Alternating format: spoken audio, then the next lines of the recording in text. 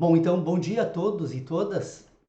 Vamos prosseguir então nessa discussão que estamos fazendo nas últimas 2 semanas, particularmente na última semana, que é tratar de uma questão que precisa ser entendido para que a gente possa tratar de avançar nessa discussão que diz respeito à estrutura formal e à matéria que compõe a inteligência humana, ou seja, o que nós temos de dado que possa ser tomado como dado objetivo nesse sistema de inteligência e como esse dado é organizado para ser usado e, portanto, compor um sistema de racionalidade que sirva, então, como um modelo de ordenação das nossas discussões, que é tentar entender a inteligência humana. E partindo então das observações e reflexões que eu fiz das discussões posteriores à apresentação da pauta nas últimas 2 reuniões, que eu preparei então o tema para examinarmos hoje, e a mim parece que é a questão central que nós precisamos nos deter para depois retomar a discussão que vinha sendo feita, porque o que eu percebo das nossas reuniões é que aparentemente a gente consegue chegar a um consenso quando debate esse assunto. E aparentemente também as pessoas demonstram, dizem pelo menos, afirmam ter entendido o que está sendo discutido. E depois, quando nós iniciamos então a tratar da discussão em si, a mim me parece que nós estamos tratando de questões diferentes. Esse é o problema das nossas reuniões. Como nós vamos fazer um debate, discutir esse tema complexo, quando cada um de nós estiver tratando de um tema diferente, de uma abordagem diferente, de um aspecto, todo ele, obviamente, diz respeito às nossas discussões. Não é possível negar isso. Mas quando nós vamos tentar entender de onde eles partem, não encontramos um ponto comum. Essa é a discussão, então, que eu estou propondo para fazermos hoje. É possível, então, encontrar um ponto comum para, tomando isso, então, como referência, nós tentarmos avançar nesse debate, percorrendo os mesmos processos racionais, tratando das mesmas questões materiais, porque todas as nossas discussões envolvem racionalidade e matéria. Portanto, nós precisamos encontrar a comunicação entre esses dois pontos. Bom, a matéria está no universo. A matéria somos nós, inclusive. Somos matéria, o universo é matéria. Então, temos então essa matéria que é tratada por todos nós. E temos também um sistema de inteligência, que é a nossa racionalidade. Então, se nós formos observar essas duas questões, nós vamos perceber então que nós temos um sistema de inteligência e nós temos matéria. Bom, se temos matéria e inteligência, vamos então observar como eu trato essa matéria. Primeiro, ela está em permanente mutação. Nada nesse universo que diga respeito à sua matéria, à sua constituição, nada nesse universo escapa desta observação. Permanente mutação. Mutação, então, é a primeira questão que diz respeito à matéria que nós precisamos pôr em destaque. Segundo, esta matéria, além de estar em mutação, ela está em movimento.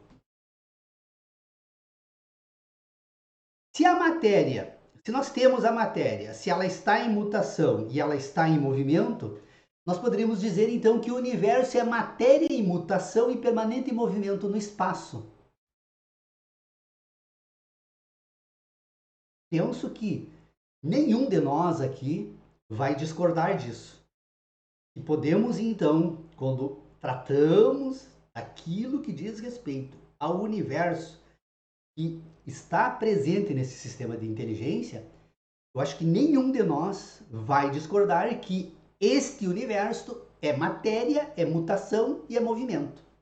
Matéria, mutação e movimento, então, é a primeira questão que podemos identificar neste sistema. Bom, vamos deixar então agora este exame suspenso aqui neste momento de abordagem e vamos verificar então no outro lado, que é a racionalidade. Se tudo que nós tratamos precisa pôr em ordem a matéria, mutação e movimento, este sistema de inteligência que trata disso precisa também ter algumas questões destacadas. Primeiro, como procede esse sistema de inteligência? Ele procede porque ele está contido num organismo, numa parte da matéria. Ou seja, se nós temos o universo como um todo, o sistema de inteligência é uma de suas partes. Então, este sistema de racionalidade organiza então esse sistema de inteligência de que modo? Ele vai buscar na matéria então o modelo da sua ordenação. Ora, aqui então nós encontramos já o primeiro problema para tratarmos de como nós vamos comunicar esses dois extremos desse sistema, que é universo e sistema de inteligência, ou totalidade e parte. Então, se esse sistema de inteligência usa a matéria como modelo de ordenação desse seu sistema, de que modo ele vai fazer isso? Se essa matéria, além de em mutação, está em movimento.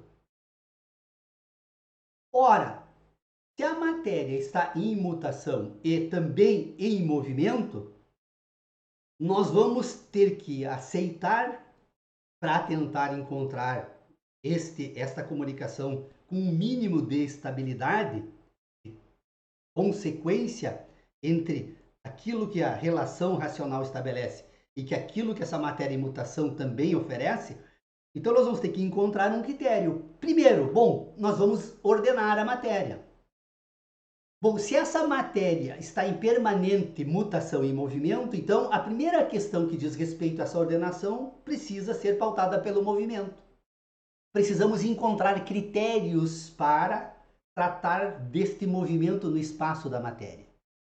E aí nós vamos perceber que nesse universo que está em mutação e em movimento, a mutação ela também é complexa, ela não se dá todo o universo não se transmuta da mesma forma.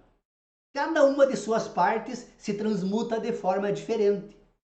Então, o universo complexo, com um conjunto extraordinário de fenômenos que está permanentemente em mutação, se transforma em momentos diferentes e é possível perceber então que há uma relação entre movimentos nessa matéria no espaço. E esta relação em movimento, então, é o primeiro critério de ordenação que o sistema de racionalidade vai utilizar, porque o sistema de racionalidade busca essa matéria deste universo em mutação, transformação e movimento. Ele vai buscar esse sistema de racionalidade, então vai buscar por meio de um mecanismo que é o organismo humano.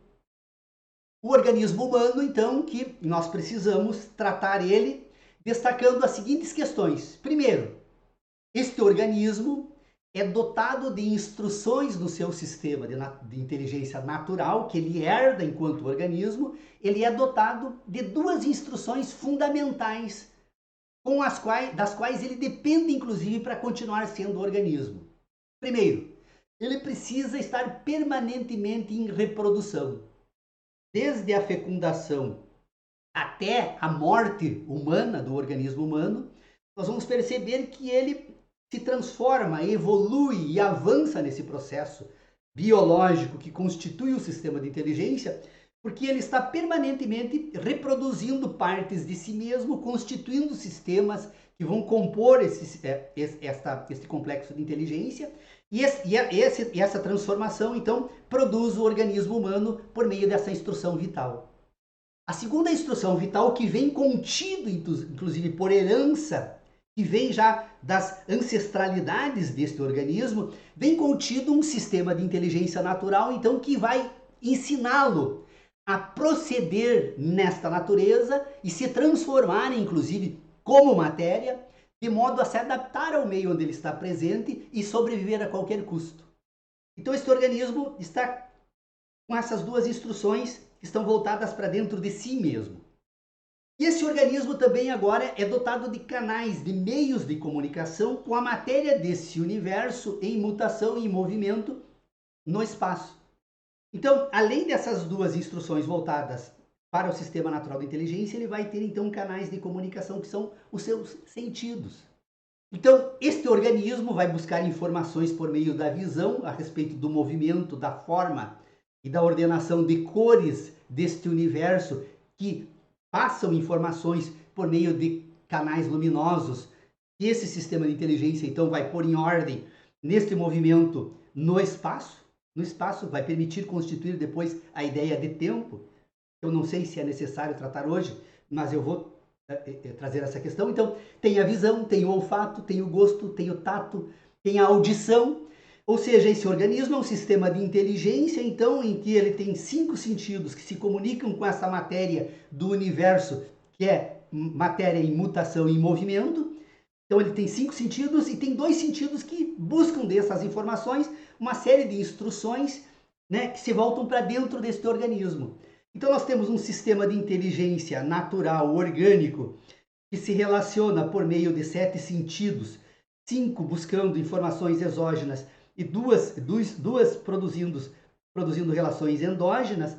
Este sistema de inteligência, então, ele passa a receber da matéria do universo em movimento no espaço, ele passa a receber informações que são impressões que a matéria em mutação e em movimento produz nesse organismo e que permite agora que esse organismo ponha em ordem esta matéria do fenômeno por meio das sensações, produzindo então nesse sistema de inteligência um conjunto de dados que são as suas memórias do mundo da natureza.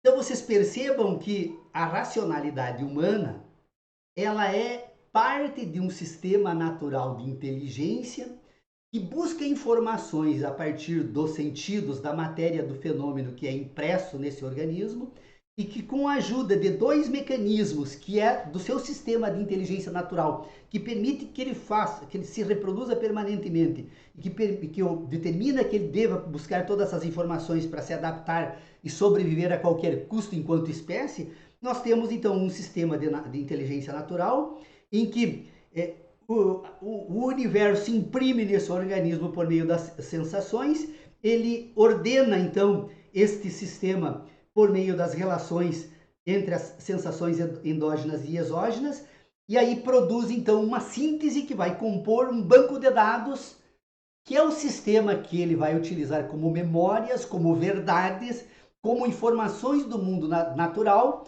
para produzir um sistema de inteligência que constitua a racionalidade humana. Então, a discussão que eu trago, né, para fazermos hoje aqui na nossa reunião, saudando a presença do querido, inteligente amigo João Emel, e obviamente a contribuição também, a presença das minhas queridas amigas Cibele, Dinar, Renata e Irene, eu trago então aqui para a discussão na nossa reunião unicamente para depois que nas próximas reuniões possamos voltar a tratar, então, daquilo que nós vamos organizar nesse ambiente de inteligência racional por conta de certezas, verdades, crenças, dizendo que crenças, elas têm crenças que são fundadas e crenças que são infundadas, que decorrem unicamente da capacidade de imaginar do ser humano, mas deixar essas questões para a próxima reunião e tratar agora aqui única e exclusivamente desta parte que é as relações entre totalidade, universo, como matéria, mutação e movimento, né? E a parte como um sistema de racionalidade que precisa encontrar critérios a serem utilizados entre diferentes indivíduos que permita então tratar, estabelecer relações entre o sistema racional e este universo em mutação, matéria, mutação e movimento.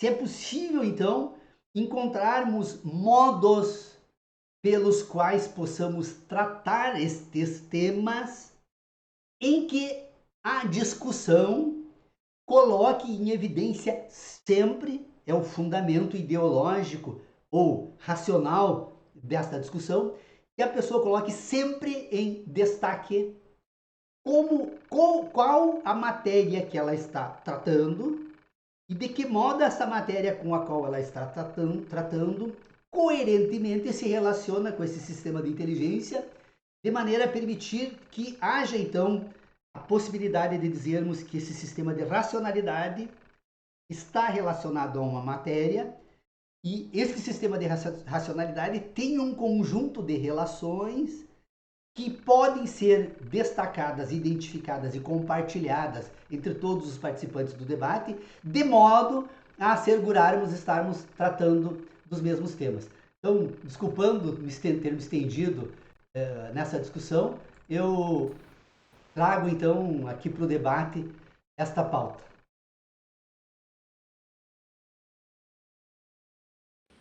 Muito bom, Paulo, muito bom. Excelente. Eu diria até que, ao longo da tua explanação, eu fiquei lembrando também daquela célebre frase que o pessoal, quando mencionava o Sigmund Freud, né, que dizia que Freud explica, aí o pessoal entendia, esse sentido dele explica, é porque ele está explicando, não, é porque ele diz o que é de forma quase que definitiva. E eu acho que essa tua explanação, sem dúvida, ela é uma explicação muito, muito exata do que eu penso também, muito exata do que eu penso. Por isso que é uma explicação coerente, que tudo é matéria, nós tratamos sempre dentro da matéria. Esse é o ponto comum desse raciocínio, né? Esse é um ponto de partida, tudo é matéria. Inclusive o raciocínio lógico é matéria, porque se ele usa a matéria para ser produzida, é porque ele é parte da matéria. Não há como desgarrar. Então o mundo é matéria em transformação, em movimento, ao longo do tempo, que é uma explicação bem complexa também, né? Que o Einstein tenta explicar um pouco o que é o tempo, né? E não é fácil entender o que é o tempo. Então, a matéria em movimento e transformação afeta o indivíduo. Eu não sei se a gente não expandiria isso para outros animais também, né? A gente foca muito no ser humano, que, claro, é o objeto do nosso estudo mais a fundo. Mas os ambientes afetam todos os seres vivos, né? Até os unicelulares. Os mais simples dos animais, né? Então, se tem pela história geológica, Paulo, que a vida surgiu na Terra depois que a Terra tinha 2 bilhões e meio de existência como matéria inorgânica, né? E que aí surge a matéria orgânica dentro desse período. Se os 5 bilhões de anos da Terra fosse um ano, esse tempo sem vida na Terra seria até o mês de março, entre meados de março e abril, nós não teríamos vida na Terra. Logo, até esse período, nós não teríamos possibilidade de entender ou estudar a inteligência, né, o raciocínio. Depois é que surgem os pequenos animais unicelulares, né, a origem muito prematura da vida. Quem sabe até são esses vírus que não são nem vida, né, em tese não são vida, são sei lá o que são, porque eles precisam de uma célula viva para se manter vivo, então eles não são vida, porque não são autônomos, sei lá, é uma explicação que os cientistas dão. E aí, a partir desse momento, de março até dezembro, que nós estamos, né, nesse um ano fictício, para encaixar esses 5 bilhões de anos de existência da Terra, e isso pensando a Terra, né, sem voar muito longe, entendendo que possa haver vida, e com certeza, quase com certeza, que deve existir também outros lugares semelhantes ao nosso planeta, mas só estudando o que a gente conhece, né, não dá para a gente também tratar do que a gente não é conhecedor ainda. O ser humano, ele surge, Paulo, nos últimos 30 segundos desse um ano de existência da vida na Terra. Então, essa matéria, essa em transformação em movimento, ela atinge todos os seres vivos antes do ser humano, que é uma parte final dessa existência da vida na Terra, né? Se for estudar os fósseis humanos, aí, sei lá, 10 milhões de anos, e a Terra tem 5 bilhões de anos, né? Então, daria para a gente também estabelecer que a inteligência, entre aspas, não essa inteligência humana, mas uma inteligência animal, como uma forma mais ampla de raciocínio, ela atingiu a todas as espécies vivas que tinham esse hepta, como é que tu chama de hepta animal, e como é hepta... Hepta animal. Esses 7 sentidos, né, eles existem em todas essas espécies. Como que essa espécie humana, aí seria um grande questionamento, por que a espécie humana se diferenciaria desse andar, dessa evolução, né? Dessa evolução de espécies, como o próprio Darwin explica também nas suas conclusões, que as mutações são em função dessa transformação da natureza. Em função da transformação da natureza, as adaptações são necessárias. A matéria precisa se adaptar para poder ordenar isso que tu tenta colocar como inteligência, essa tentativa de ordenação dentro dessa desordenação que é a matéria, né? A matéria estando em constante transformação e movimento, e isso não tem um padrão definido, é uma desorganização isso. O ser vivo que consegue minimamente se adequar, se adaptar a essa mutação e transformação em movimento, e ele continua em movimento, é o que permanece vivo, segundo a teoria do Darwin. Então, isso faz parte da inteligência, né? Essa adequação ao mundo material em transformação e movimento ao longo do tempo. E se a gente esquecesse o tempo, daria na mesma, porque tanto faz ficar somando dias, ou horas, ou meses, ou milênios, ou milhares, isso também não importa muito, né, nesse nível de raciocínio que nós estamos tentando estabelecer aqui agora. Nada importa o tempo nesse momento. O tempo ele importa para a gente contar os dias para pagar as contas e mais ou menos a duração dessa matéria que nós ocupamos transitoriamente e depois transformamos em outra matéria nos filhos e nos netos, etc. E a matéria vai indo, vai se transformando, né? A gente não morre em tese, né? A gente não morre em tese. Por isso que o tempo não é tão importante. Tem gente que fica aficionado com o tempo, né? Se escraviza pelo tempo e tal, porque não entende essa grandeza dessa transformação. Então, quando tu coloca isso assim de forma muito inteligente, Paulo, eu acho que tu vai enlouquecer daqui a uns dias. Eu acho que tu vai chegar a um ponto que tu não vai ter mais o que concluir, entende? E isso vai ser muito ruim para ti, eu acho. E estou dizendo isso muito até emocionado pela tua inteligência. A Aine quis, conversa com o Paulo, que o Paulo é muito inteligente. E, de fato, a Aine tem razão, porque a Aine é mais inteligente do que eu e sabe disso com mais certeza. E eu constato isso todo dia. Não estou fazendo rasgação de saia nem nada, porque eu gosto muito de ti. E independente se tu ser inteligente ou não, que é uma grande coisa, eu sempre vou gostar de ti. Mas tu chegou num ponto que a gente tá difícil de evoluir, assim, de passar para frente, entende? Chegou num limite, eu acho que nós vamos ter que, não sei se vai ter que ter alguma coisa para acontecer para que a gente possa evoluir um pouco mais nessa, porque já está explicado isso tudo aí, isso aí já está concluído, e eu não sei de onde é que tu tirou isso, porque eu não sei como é que tu conseguiu chegar nessas conclusões sem ter um estudo mais aprofundado ali do Darwin, da geologia, do Einstein, e eles todos complementam isso, né? E eles todos chegam mais ou menos a essa conclusão, só que cada um explicando pela física, pela matemática, pela biologia, pela história, pela genética, pela química, né? Tudo isso tá composto dentro da matéria, né? Aquele livro do Hariri ali que diz que quando surge lá no Big Bang surge a matéria, surge a química e depois a matéria em movimento dá origem à física e depois surgem os animais dentro da matéria e surge a biologia e daí surge o ser humano no final dessa história e surge a história, porque o ser humano é que conta a história do passado, os outros animais não se preocuparam em fazer isso. E tu está tentando organizar, e nós estamos tentando organizar isso dentro de uma história, né? Historicizando essa nossa tentativa de explicação. Por isso que eu não tenho muito o que te dizer assim, porque eu me senti inapto a fazer agregar qualquer coisa a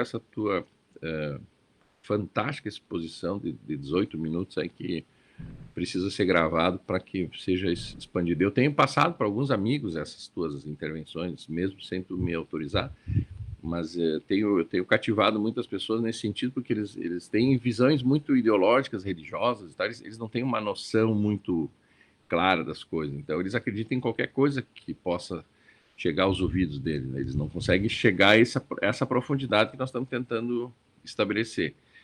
Só que a gente, por mais simples que tu consiga colocar isso, nós estamos bem profundo, mas não sei se nós não estamos raso ainda dentro. Eu acho que não, mas como é que nós vamos aprofundar mais isso? Essa é a grande pergunta. Como é que nós vamos, da onde vamos tirar informações além dessas? E aí fica um pouco da minha preocupação, assim, por que o ser humano como espécie viva conseguiu contar, ordenar minimamente essa história da vida, né, na Terra, na vida material da Terra. Como é que esse ser humano conseguiu fazer isso dentro do seu cérebro e tal? Eu acho que nós temos que, sei lá, dentro da química, acho que a química vai tentar explicar isso um dia, né? É a minha manifestação inicial aí, Paulo. Pois é, João,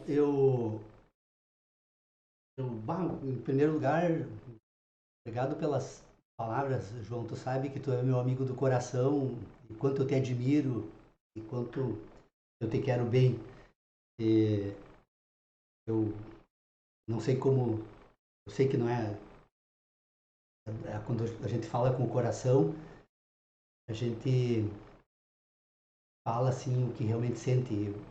Eu te quero também muito bem, João. Um irmão que eu carrego na vida. O que eu gostaria de dizer, João, por que eu trouxe essa questão para nós tratarmos na reunião nossa hoje? Porque, na verdade, é assim, ó, eu imagino que se nós partirmos destes pressupostos, destas duas questões assim minimamente organizadas, nós vamos ter condições de nos voltar um pouco melhor para esse sistema de inteligência. Porque nós temos dados suficientes para levar essa investigação adiante e encontrar explicações que também obedeçam o mesmo critério de ordenação, ou seja, de identificar então que ele está pautado por um conjunto de relações que levam em consideração então a matéria do universo e que também se explicam como elas estão colocadas dentro desse sistema de ordenação de relação. Eu acho que essa é a grande questão das nossas próximas reuniões e eu acho que esse é o grande avanço. Nós temos condições de ir adiante nesse debate sem tratar de nada que não possamos explicar por que faz parte da nossa discussão. Então, o que nós precisamos tratar nesse sistema de inteligência, né?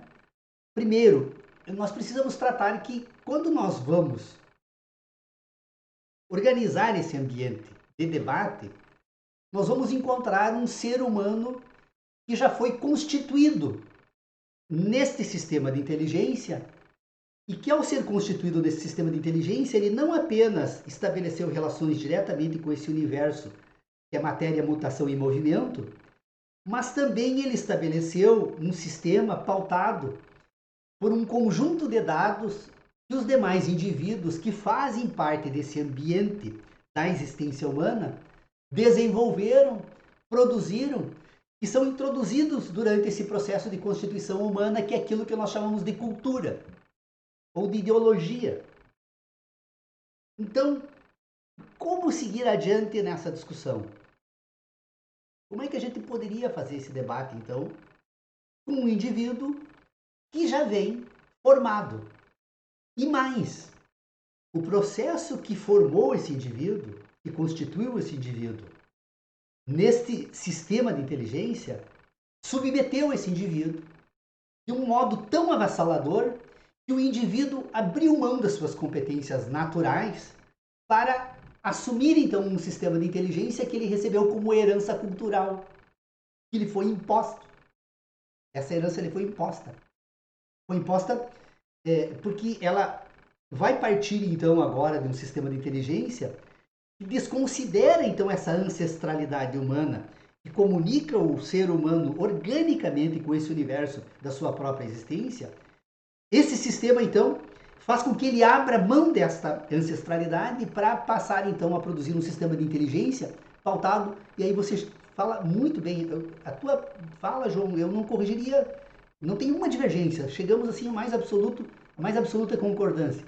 Mas você destaca então ali na tua fala, num determinado momento, a história humana. Veja, quando o ser humano então vai fazer esse debate, ele já tem uma história. E é uma história produzida pela racionalidade. É uma história produzida pelo ambiente humano no qual ele está inserido, que constitui uma ideologia que vai introduzir categorias transcendentais nesse sistema de inteligência, que são os pontos de partida, que são as categorias que a religião atribui.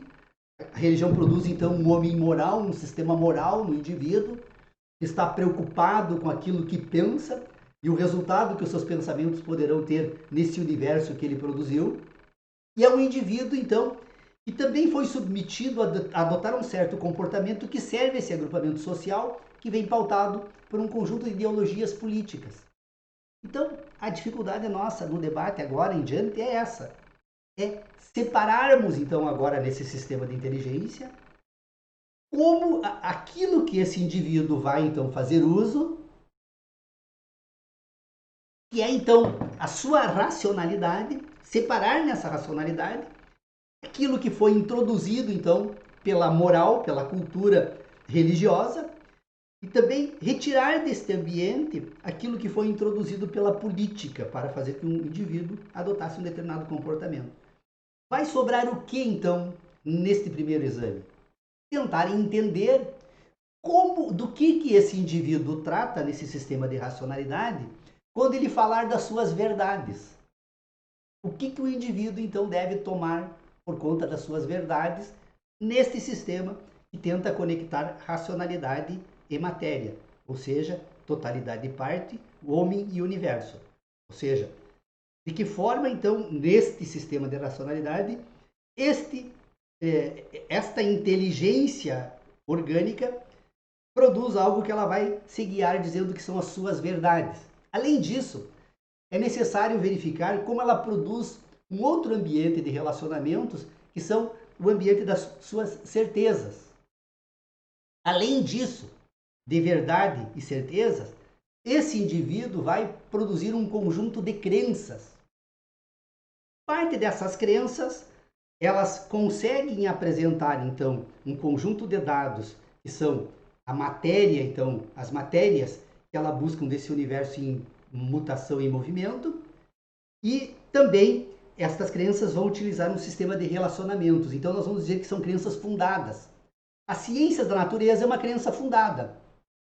Alguém diria, não, a ciência da natureza é uma ciência rigorosa. Olha, ela é rigorosa num determinado momento histórico, porque muitas questões que foram tidas como mais absoluta convicção no âmbito da ciência precisaram ser transformadas quando esse conjunto de relações buscando dados da matéria desse universo em mutação e movimento, precisou retificar as ideias. Então, esta parte das crenças fundadas, então, vai compor as ciências que o indivíduo vai produzir, né, para organizar esse sistema de inteligência. Mas também tem, nesse sistema de inteligência, uma parcela considerável que são crenças infundadas, que são produzidas pela capacidade do indivíduo de imaginar as coisas.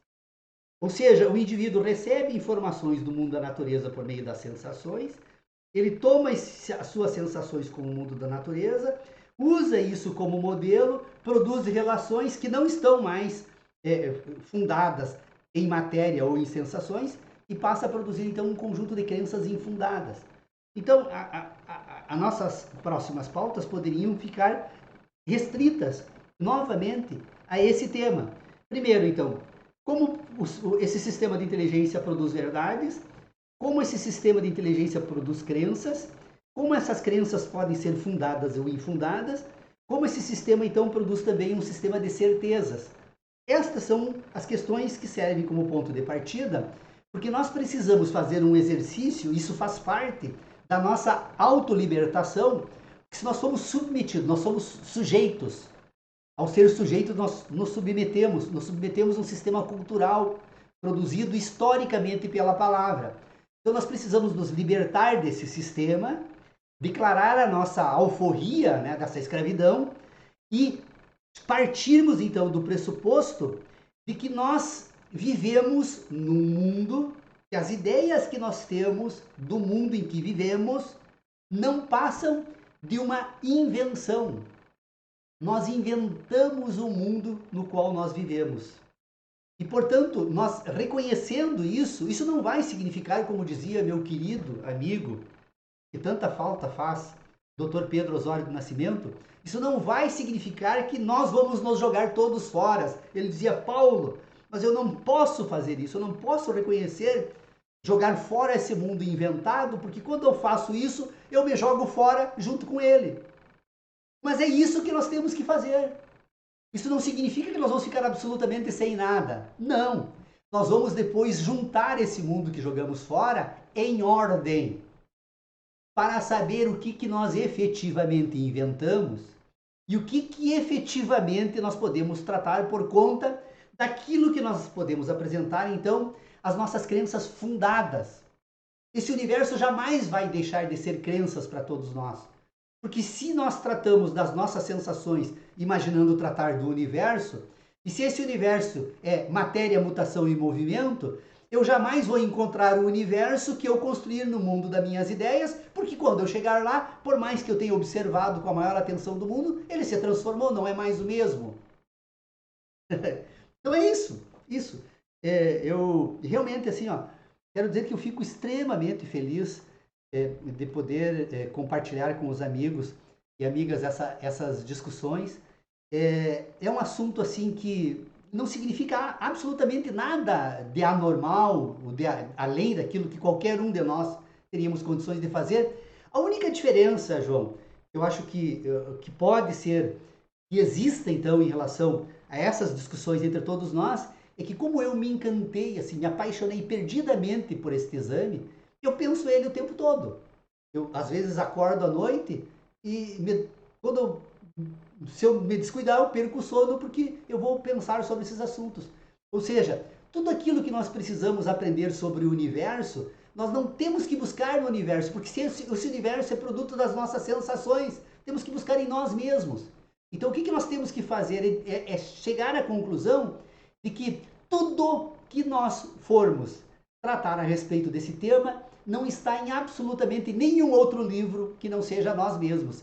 E as reuniões, e aí em homenagem ao querido amigo Sávio, que tem enriquecido as nossas reuniões aí com a sua participação também, essa nossa ágora virtual aqui tem que ser um momento em que nós venhamos aqui não para ensinar nada para ninguém, ninguém ensina nada para ninguém, mas provocar a todos nós a pensar. Pensar. Se nós pensarmos com atenção e cuidado, se nós colocarmos em suspensão, né, tudo aquilo que nós tomamos como realidade nessas nossas ideias, voltarmos a tratar disso com carinho e atenção, nós vamos construir um ambiente de harmonia, tranquilidade. E aí eu discordo de uma questão que tu disse aí, João.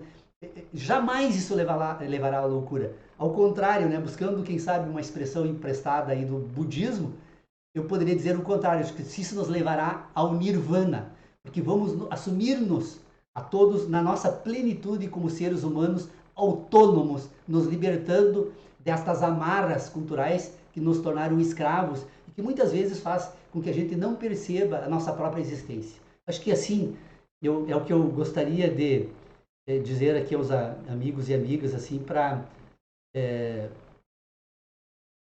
provocar o nosso pensar aqui, porque eu acho que é muito importante isso para todos nós.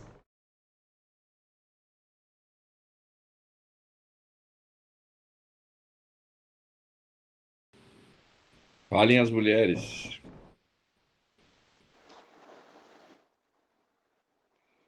Eu acho que eu fui jogada fora, só que ele não me recuperou ainda. Ah, opa, contrário. Será que eu já Olha, fui juntada? Não, quando eu falo em É, ficar louco, Paulo, diga assim, chega um é, momento que quando tu não consegue avançar mais, e eu, claro, isso eu tô supondo que não possa acontecer, que isso possa acontecer ou não acontecer, de não a gente não conseguir evoluir mais muito nesse sentido, mas eu digo nessa loucura de tentar achar uma. Embora a gente não esteja procurando nenhuma solução, né? A gente não está procurando solução a nada, a gente só está tentando entender aquilo que acontece, mas seria importante que alguém de fora, por isso que quando tu fala que os índios analisam o branco e enxergam coisas que a gente não consegue mais enxergar, é porque eles estão de fora, né? A cultura deles, aquela escravização que nós tivemos, eles não tiveram em tese, a não ser depois da catequização, né? Que foi uma imposição branca ao modelo indígena, né? Que é um crime que acontece até hoje, né? De tentar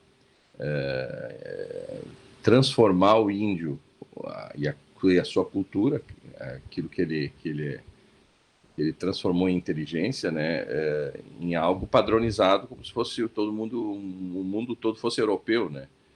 E isso eles fizeram. Claro que em função da propriedade, em função das riquezas, né? Isso tudo tinha uma lógica de exploração Então, quando o índio faz uma análise do branco, ele consegue até às vezes enxergar um pouco mais a nossa cultura e desmistificar algumas verdades que a gente entende serem definitivas e que não são, né?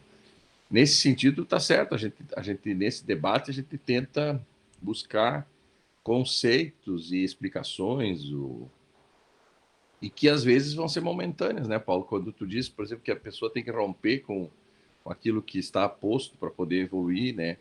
Eu fico pensando que o Einstein, quando desafiou um dos seus maiores ídolos, né, que era o Newton, né? Então, o Newton era a base da física, né, moderna.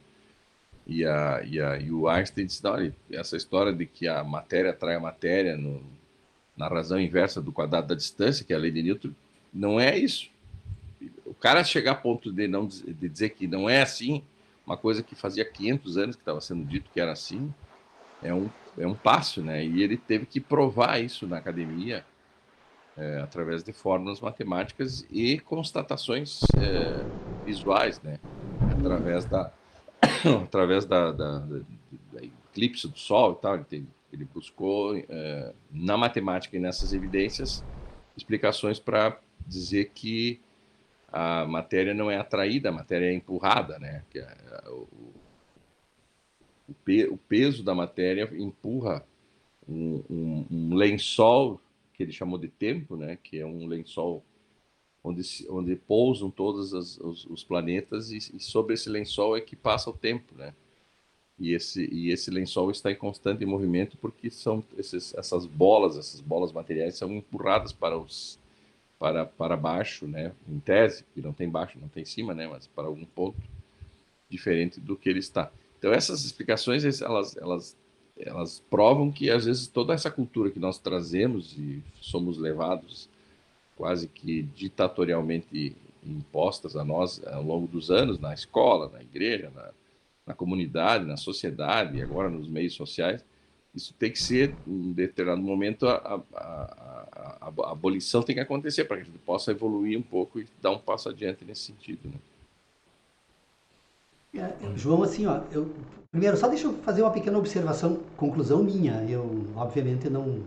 Mas eu penso que a principal descoberta de Einstein não foi descoberta, percepção, o que ele colocou na física newtoniana foi o movimento.